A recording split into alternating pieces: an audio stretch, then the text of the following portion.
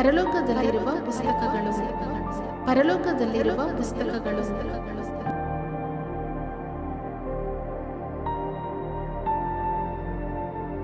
ಮೊದಲನೆಯದಾಗಿ ಮಲಾಕಿಯ ಗ್ರಂಥ 3ನೇ ಅಧ್ಯಾಯ 16ನೇ ವಚನ. ಜ್ಞಾಪಕದ ಪುಸ್ತಕ. ಪ್ರಿಯರೇ, ಈ ಜ್ಞಾಪಕದ ಪುಸ್ತಕದಲ್ಲಿ 2 ಭಾಗಗಳಿವೆ. ಒಂದು, ನಾವು ಮಾಡುವ ಎಲ್ಲ ಸತ್ಕಾರ್ಯಗಳು ಬರೆಯಲ್ಪಡುವ ಭಾಗ. ಎರಡನೆಯದಾಗಿ, ನಾವು ಮಾಡುವ ಎಲ್ಲ ತಪ್ಪುಗಳು ಬರೆಯಲ್ಪಡುವ ಭಾಗ. ನಮ್ಮ ಒಳ್ಳೆಯ ಕ್ರಿಯೆಗಳಿಗಾಗಿ ನಮಗೆ ಪ್ರತಿಫಲ ಕೊಡಲ್ಪಡುತ್ತದೆ ಮತ್ತು ನಮ್ಮ ತಪ್ಪುಗಳಿಗಾಗಿ ನ್ಯಾಯ ತೀರ್ಪು ಉಂಟಾಗುತ್ತದೆ. ನಾವು ರಕ್ಷಣೆ ಹೊಂದಿ ನಮ್ಮ ಹೆಸರು ಜೀವಬಾಧ್ಯರ ಪಟ್ಟಿಯಲ್ಲಿ ಬರೆಯಲ್ಪಟ್ಟಿದ್ದರೂ, ಪವಿತ್ರಾತ್ಮನ ಅಭಿಷೇಕ ಹೊಂದಿ ನಮ್ಮ ಹೆಸರು ಯಜ್ಞದ ಕುರಿಯಾದಾತನ ಪುಸ್ತಕದಲ್ಲಿ ಬರೆಯಲ್ಪಟ್ಟಿದ್ದರೂ ಸಹ ನಮ್ಮ ಎಲ್ಲ ನಡವಳಿಕೆಗಳು ಜ್ಞಾಪಕದ ಪುಸ್ತಕದಲ್ಲಿ ಬರೆಯಲ್ಪಡುತ್ತವೆಂದು ನಾವು ಎಂದಿಗೂ ಮರೆಯಬಾರದು. ಮೊದಲನೆಯ ಭಾಗದಲ್ಲಿ ಬರೆಯಲ್ಪಡುವ ಕೆಲವು ವಿಷಯಗಳನ್ನು ನೋಡುವ. ಮೊದಲನೆಯದಾಗಿ, ಒಳ್ಳೆಯ ಉದ್ದೇಶಕ್ಕಾಗಿ ನಾವು ಸುರಿಸುವ ಕಣ್ಣೀರಿನ ವಿಷಯ ಅಲ್ಲಿ ಬರೆಯಲ್ಪಡುತ್ತದೆ. 56ನೇ ಕೀರ್ತನೆ 8ನೇ ವಚನ. ನನ್ನ ಕಣ್ಣೀರು ನಿನ್ನ ಬುದ್ದಲಿಯಲ್ಲಿ ತುಂಬಿದೆ, ಅದರ ವಿಷಯ ನಿನ್ನ ಪುಸ್ತಕದಲ್ಲಿ ಬರೆದಿದೆಯಲ್ಲ ಎಂದು ದಾವೀದನು ಹೇಳಿದನು. ನಿಜ, ನಮ್ಮ ಕೊರತೆಗಳಿಗಾಗಿ ಪಶ್ಚಾತ್ತಾಪದಿಂದ ಅಳುವುದು, ಬೇರೆಯವರ ಕಷ್ಟಗಳನ್ನು ನೋಡಿ ಅವರಿಗೆ ಪರಿಹಾರವಾಗುವಂತೆ ಅನುಕಂಪದಿಂದ ಕರ್ತನ ಸನ್ನಿಧಿಯಲ್ಲಿ ಕಣ್ಣೀರು ಬಿಡುವುದು ಹಾಗೂ ನಶಿಸಿ ಹೋಗುವ ಆತ್ಮಗಳು ರಕ್ಷಣೆ ಹೊಂದಲು ನಾವು ಸುರಿಸುವ ಪ್ರತಿಯೊಂದು ಕಣ್ಣೀರಿನ ಬಿಂದುವಿನ ಲೆಕ್ಕವು ಜ್ಞಾಪಕದ ಪುಸ್ತಕದಲ್ಲಿ ಬರೆಯಲ್ಪಡುತ್ತವೆ. ಒಂದಾನೊಂದು ದಿನ ಅದಕ್ಕಾಗಿ ನಮಗೆ ಪ್ರತಿಫಲವನ್ನು ನೀಡುವನು. ಎರಡನೆಯದಾಗಿ, ಮಲಾಕಿಯ ಗ್ರಂಥ 3ನೇ ಅಧ್ಯಾಯ 16ನೇ ವಚನ. ನಾವು ನುಡಿಯುವ ಒಳ್ಳೆಯ ಮಾತುಗಳು ಅಲ್ಲಿ ಬರೆಯಲ್ಪಡುತ್ತವೆ.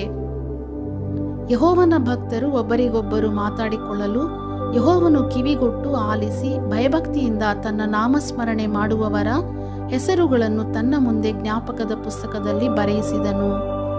ಬೇರೆಯವರನ್ನು ಪ್ರೋತ್ಸಾಹಪಡಿಸುವ, ಪ್ರಗತಿ ಹೊಂದುವ, ಭಕ್ತಿ ವೃದ್ಧಿಯಾಗುವ ಹಾಗೂ ಅವರನ್ನು ದೃಢಪಡಿಸುವ ಮಾತುಗಳು ಅಲ್ಲಿ ಬರೆಯಲ್ಪಡುತ್ತವೆ. ನಾವು ಭಯಭಕ್ತಿಯಿಂದ ಆಡುವ ಮಾತುಗಳು ಬೇರೆಯವರ ಜೀವಿತದಲ್ಲಿ ಹಿತವನ್ನುಂಟು ಮಾಡುತ್ತವೆ. ಪ್ರಿಯರೇ, ಅವುಗಳಿಗಾಗಿ ಪ್ರತಿಫಲ ಕೊಡುವುದಕ್ಕೆ ಅಲ್ಲಿ ಬರೆಯಲ್ಪಡುತ್ತದೆ. ಮೂರನೇದಾಗಿ, ಮಲಾಕಿಯ ಗ್ರಂಥ 3ನೇ ಅಧ್ಯಾಯ 16ನೇ ವಚನ. ಭಯಭಕ್ತಿಯಿಂದ ನಾವು ಮಾಡುವ ನಾಮಸ್ಮರಣೆ, ಧ್ಯಾನ ಅಲ್ಲಿ ಬರೆಯಲ್ಪಡುತ್ತವೆ. ಕರ್ತನ ನಾಮವನ್ನು ಹಾಗೂ ಆತನ ವಾಕ್ಯಗಳನ್ನು ಧ್ಯಾನಿಸುವಾಗ ನಮ್ಮನ್ನು ನಾವು ಸರಿಪಡಿಸಿಕೊಂಡು ಬೇಡವಾದ ಕಾರ್ಯಗಳನ್ನು ನಾವು ತ್ಯಜಿಸುವಾಗ ಮತ್ತು ಒಳ್ಳೆಯ ಕಾರ್ಯಗಳನ್ನು ಕೂಡಿಸಿಕೊಳ್ಳುವಾಗ ನಮ್ಮ ವಿಷಯಗಳು ಅಲ್ಲಿ ಬರೆಯಲ್ಪಡುತ್ತವೆ. ನಾಲ್ಕನೆಯದಾಗಿ, ಇಬ್ರಿಯರಿಗೆ ಬರೆದ ಪತ್ರಿಕೆ 6ನೇ ಅಧ್ಯಾಯ 10ನೇ ವಚನ. ದೇವರ ನಾಮದ ವಿಷಯವಾಗಿ ತೋರಿಸಿದ ಪ್ರೀತಿಯನ್ನು ಆತನು ಮರೆಯುವುದಕ್ಕೆ ಅನ್ಯಾಯಸ್ಥನಲ್ಲ ಎಂಬುದಾಗಿ. ನಾವು ದೇವರ ಪ್ರೀತಿಯಿಂದ ತುಂಬಿದವರಾಗಿ ನಮಗಿರುವ ವೈರಾಗ್ಯ ಹಾಗೂ ಉತ್ಸಾಹದಿಂದ ಮಾಡುವ ಪ್ರತಿಯೊಂದು ಕ್ರಿಯೆಗಳು ಜ್ಞಾಪಕದ ಪುಸ್ತಕದಲ್ಲಿ ಬರೆಯಲ್ಪಡುತ್ತವೆ.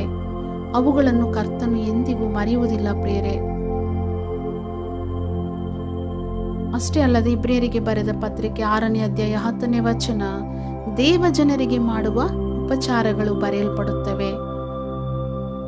ಈ ಚಿಕ್ಕವರಲ್ಲಿ ಒಬ್ಬನಿಗೆ ಯೇಸುವಿನ ಶಿಷ್ಯನೆಂದು ಯಾವನಾದರೂ ಒಂದು ತಂಬಿಗೆ ತಣ್ಣೀರನ್ನಾದರೂ ಕುಡಿಯುವುದಕ್ಕೆ ಕೊಟ್ಟರೆ ಬರತಕ್ಕ ಪ್ರತಿಫಲವು ಅವನಿಗೆ ತಪ್ಪುವುದೇ ಇಲ್ಲವೆಂದು ನಿಮಗೆ ಸತ್ಯವಾಗಿ ಹೇಳುತ್ತೇನೆ ಎಂದು ಮತ್ತಾಯನು ಬರೆದ ಸುವಾರ್ತೆ 10ನೇ ಅಧ್ಯಾಯ 42ನೇ ವಚನ, 25ನೇ ಅಧ್ಯಾಯ 40ನೇ ವಚನ ಮತ್ತಾಯನು ಬರೆದ ಸುವಾರ್ತೆಯಲ್ಲಿ ನಾವು ನೋಡಬಹುದು.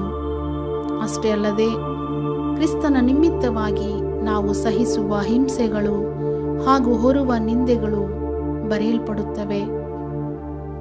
ಮತ್ತಾಯನು ಬರೆದ ಸುವಾರ್ತೆ 5ನೇ ಅಧ್ಯಾಯ 11, 12, ಲೂಕನು ಬರೆದ ಸುವಾರ್ತೆ 6ನೇ ಅಧ್ಯಾಯ 72, 23ನೇ ವಚನ. ನನ್ನ ನಿಮಿತ್ತವಾಗಿ ಜನರು ನಿಮ್ಮನ್ನು ನಿಂದಿಸಿ ಹಿಂಸೆ ಪಡಿಸಿ ನಿಮ್ಮ ಮೇಲೆ ಕೆಟ್ಟ ಕೆಟ್ಟ ಮಾತುಗಳನ್ನು ಸುಳ್ಳಾಗಿ ಹೊರಿಸಿದರೆ ನೀವು ಧನ್ಯರು, ಸಂತೋಷ ಪಡಿರಿ, ಉಲ್ಲಾಸ ಪಡಿರಿ, ಪರಲೋಕದಲ್ಲಿ ನಿಮಗೆ ಬಹಳ ಫಲ ಸಿಕ್ಕುವುದು ಎಂದು ಯೇಸು ಹೇಳಿದರು. ಕೊನೆಯದಾಗಿ ಅಪೊಸ್ತಲರ ಕೃತ್ಯಗಳು 10ನೇ ಅಧ್ಯಾಯ 31ನೇ ವಚನ. ನಮ್ಮ ಪ್ರಾರ್ಥನೆ ಹಾಗೂ ನಮ್ಮ ದಾನ ಧರ್ಮಗಳು ಬರೆಯಲ್ಪಡುತ್ತವೆ. ನಮಗೆ ಪರಿಚಯವಾಗಿರುವಂತಹ ಕೊರ್ನೇಲ್ಯನ ಚರಿತ್ರೆಯನ್ನು ನಾವು ನೋಡುವುದಾದರೆ, ಕೊರ್ನೆಲ್ಯನೇ, ನಿನ್ನ ಪ್ರಾರ್ಥನೆಯು ಕೇಳಬಂತು, ನಿನ್ನ ದಾನ ಧರ್ಮಗಳು ದೇವರ ಸನ್ನಿಧಾನದಲ್ಲಿ ನೆನಪಿಗೆ ಬಂದವು ಎಂಬುದಾಗಿ.